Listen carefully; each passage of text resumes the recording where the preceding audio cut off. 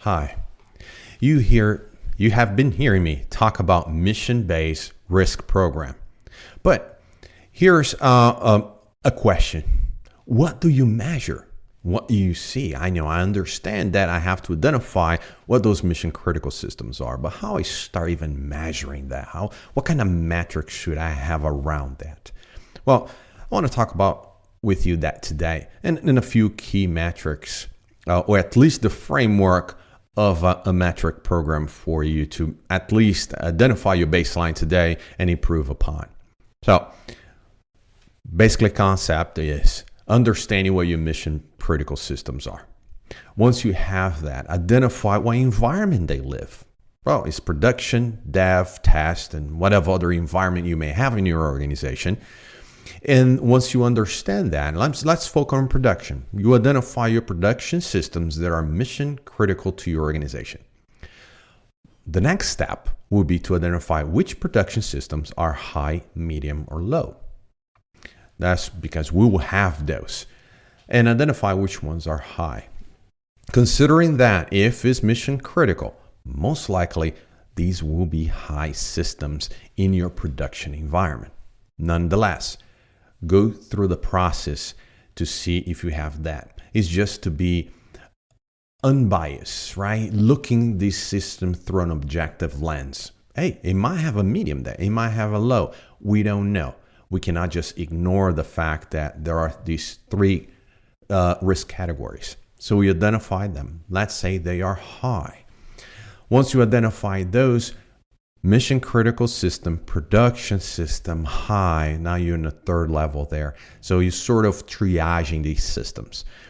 Once you have those, you're going to start identifying what solutions that support your mission, the mission for your organization that sits on those systems. Then you will identify what business areas own those solutions. You will identify the most critical controls that are not being followed on those systems, and you can get those critical controls from your cybersecurity standard or policy, which ones are not being followed, and different points of entries there to identify. You have your any penetration test, any internal audit, any cybersecurity exceptions. Those are the sources you can get what controls are not being followed, your top 5 per se. Now you have that criticality. Now you can have sort of a business-driven, mission-critical risk metrics, because you can identify which business areas have the most substantial amount of risk in their systems and being accepted by your organization. What solution of those business areas have the most violations or non-conformity to your cybersecurity standard because of these top 5 security controls. And then you start establishing that.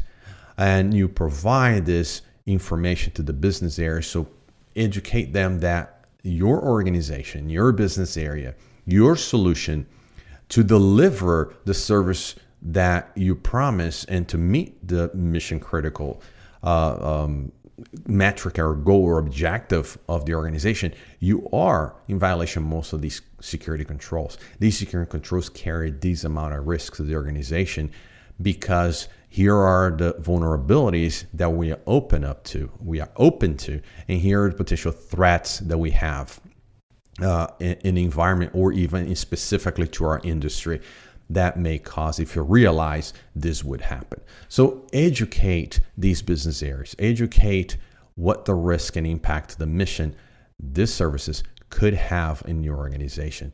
So those are high-level metrics that you can start collecting, you can start measuring, establish your baseline, and start a good conversation with these business areas.